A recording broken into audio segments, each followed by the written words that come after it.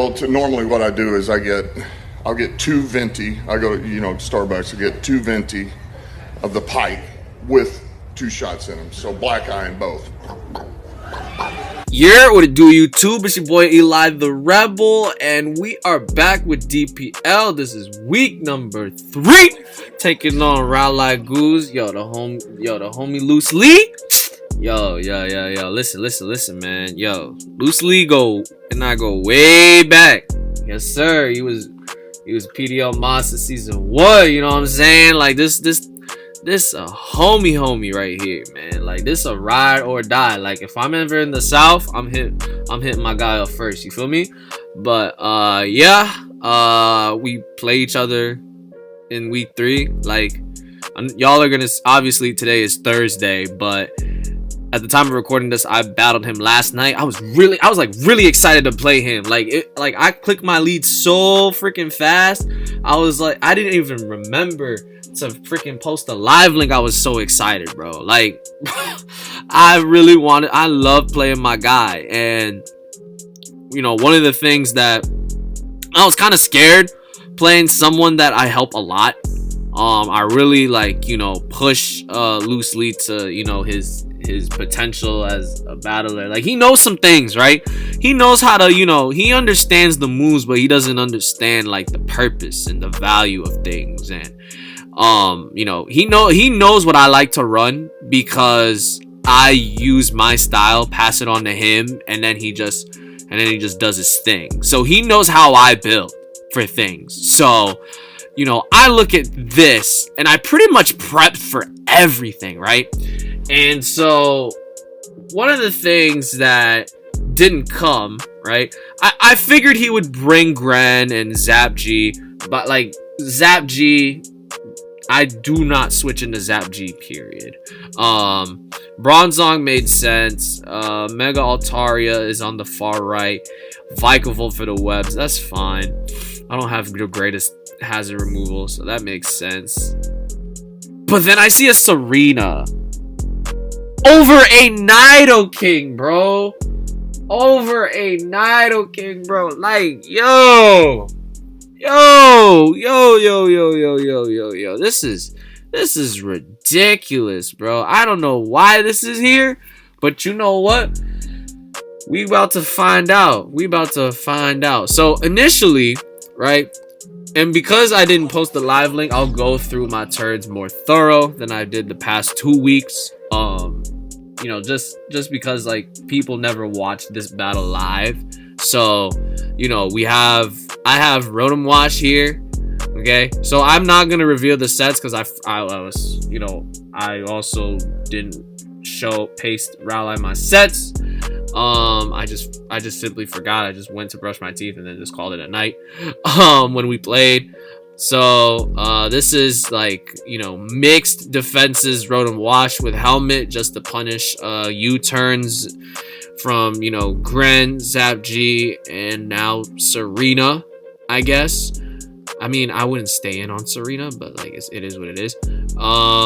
I have Banderous, so Choice Band Lando T, also known as Banderous, is out here. We have Mega Scizor, standard Mega Scizor. There's like some Spadef to take on.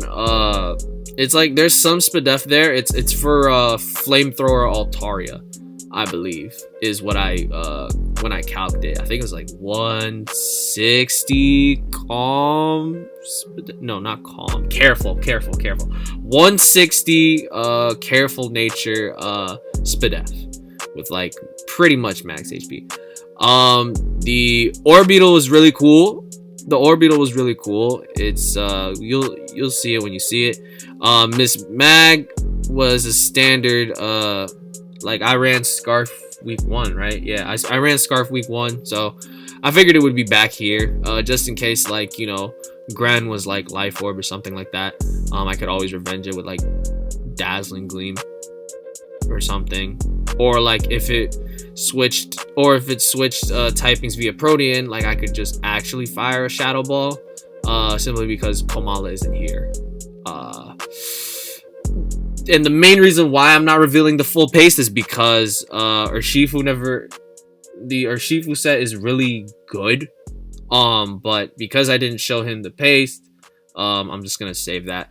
Urshifu. It might come in a later week, but I think it will definitely come if we were to play again in playoffs. So I led Rotom Wash as he led Bronzong. Now, whoa, okay, I volt switched. Okay, so I initially wanted to get my Mega up with Scizor and U-turn out, but I figured that if I went Scizor, that did nothing for me, as like, you know, I would just always go to Rotom pretty much. So like, I'd rather just lead Rotom, like knowing that there's no way in heck he leads Scarf's Sarita off rip to counter me like that.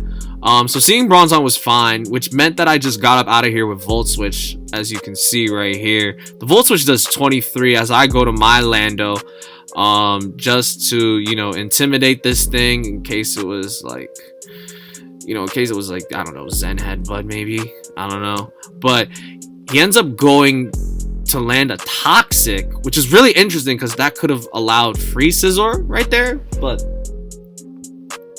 again, it is what it is. Again, like I said, I'm Banderous, and his knockoff switching is legit Altaria, but he'll never do that.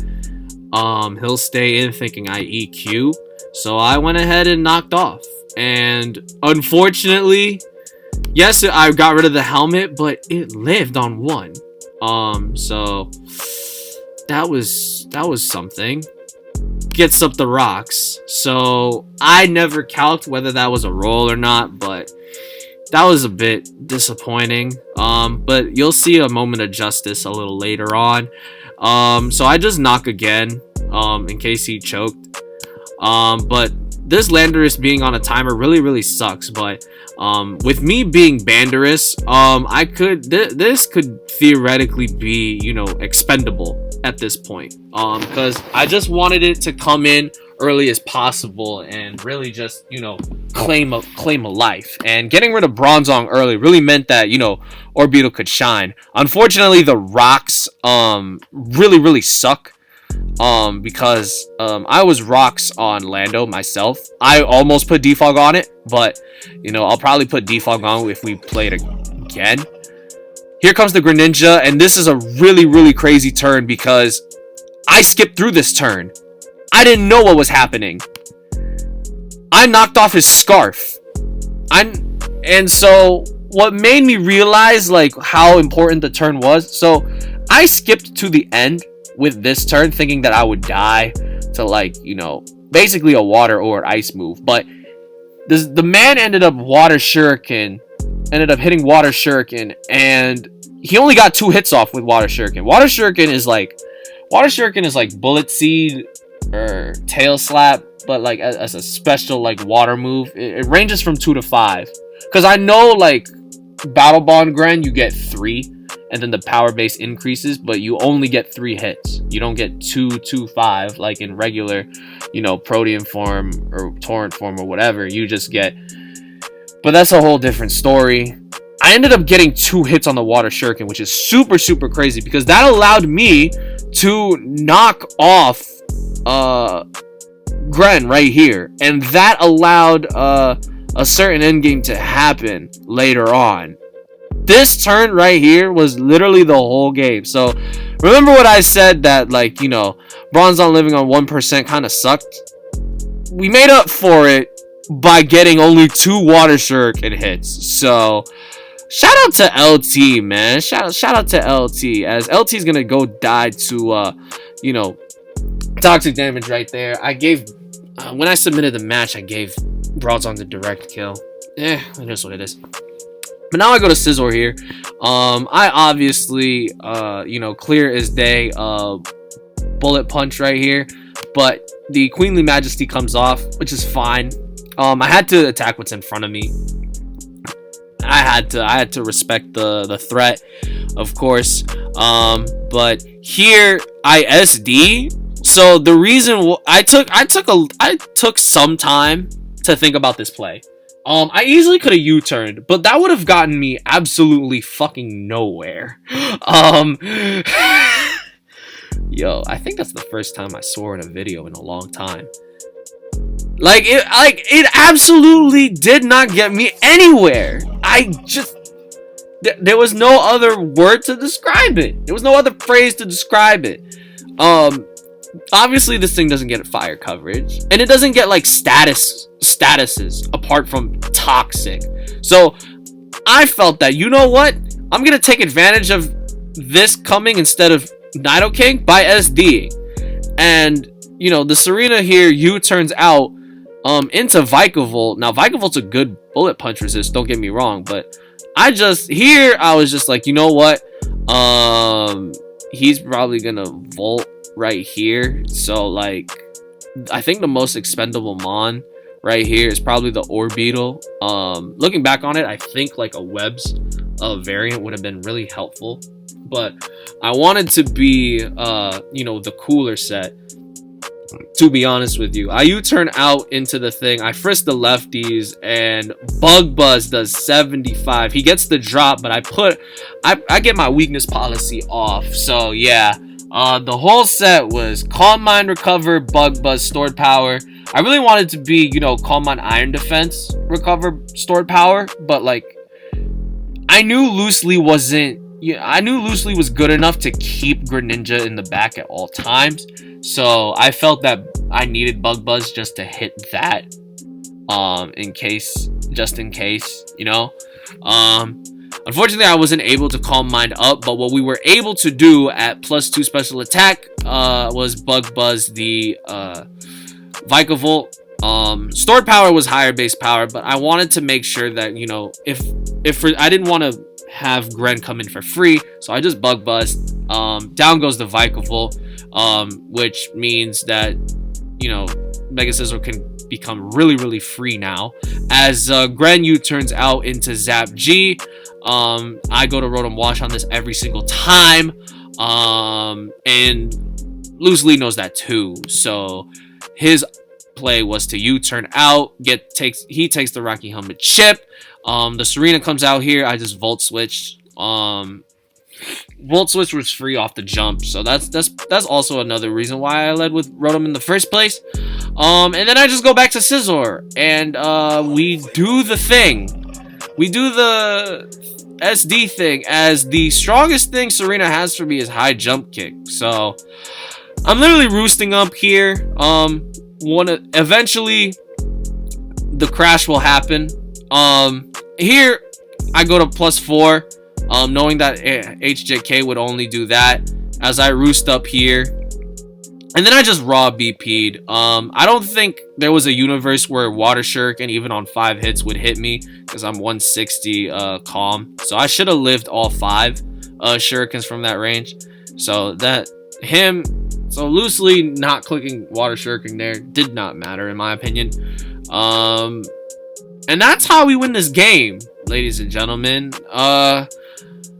This game has been and will always be about positioning and knowing what to, you know, sacrifice, knowing what to keep around.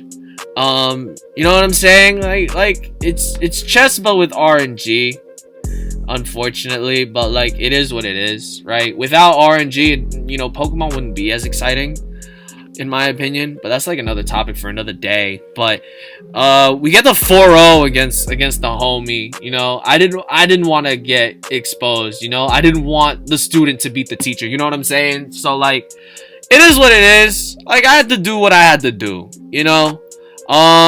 Next week we play the Bikini Bottom Caracostas, and they're doing really well in PDL too, to be honest with you. However, I still think their DPL team is a lot stronger. I face another fighting flying type in Hawlucha, which is super annoying. Oh, painful. But you know what? We gotta do what we gotta do. We gotta do what we gotta do, man. For real. Like, no cap. I think Coco Lucha is one of the most skillless cores to draft, in my opinion. Mega Medi is going to also be an insane threat as well. So I got my work cut out for me next week. But this week, you know, it was a good dub. It had to be against the homie Raleigh. It is what it is, loosely. It is what it is. And with that, it's been your boy Eli the Rebel. I'll catch you guys next week, y'all. Deuces. What's that? Playoffs? Don't talk about it. Playoffs? You kidding me? Playoffs?